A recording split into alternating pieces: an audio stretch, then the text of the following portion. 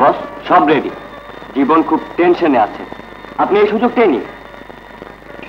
Good, very good. কোথায় গিয়েছিলেন? কত জায়গায় ঘুরে এলাম, চাইনিজ খেলাম। দেখো আমি নিতে চাইনি, তবুও দেখো বাবুর ভাই কত কি কিনে দিল। চমৎকার লোক। বলতে লজ্জা করলো না তোমার? কেন গিয়েছিল ওর সঙ্গে? পয়সা দিতে হবে না। যদি বলি বাবুরের টাকা পয়সা আছে বলে তুমি তার পিছু নিয়েছো?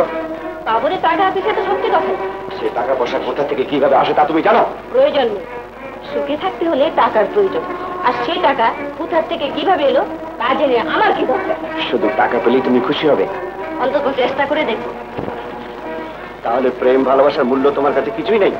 আছে, বাবুর আমাকে ভালোবাসে। কখন দেখাচ্ছ কেন? কি আছে কেন ভালোবাসবো তোমাকে? যুদ্ধে তো বড় জীব অল্প মাইনের একটা চাকরি, তা দিয়ে তোমার এই মা বোনকে খাওয়াবে? আমার থাকবে না।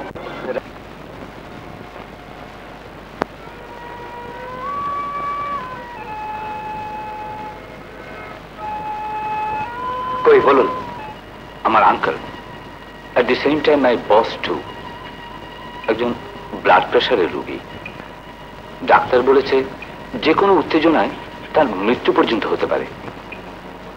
মল্লিক সাহেবের মেয়ের বিয়ে ঠিক হয়েছিল তার এক অভিন্ন হৃদয় বন্ধুর ছেলের সাথে।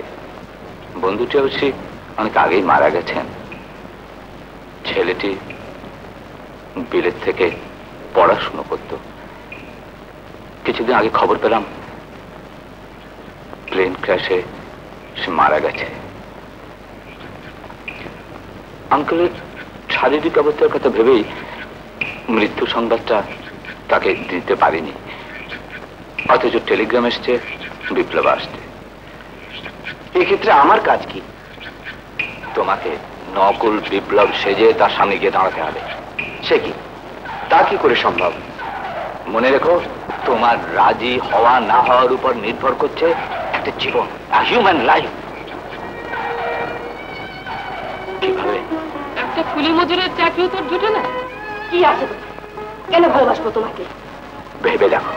দুদিন ধরে না খেয়ে আছে, ওই কচি মেয়েটার মুখের দিকে তাকিয়েও তোর এতটুকু লজ্জা করে না? যুদ্ধে তো বড় জীব অল্প মাইনের একটা চাকরি, তা দিয়ে তোমার এই মা বোনকে খাওয়াবে? আমার সাথে হ্যাঁ, একটা মানুষের জীবন, হিউম্যান লাইফ। আমার মাথা ঘুরছে। তোমার খারাপ লাগছে? চলো চলো, তোমাকে বুঝে দিয়ে আসছি। চলো চলো।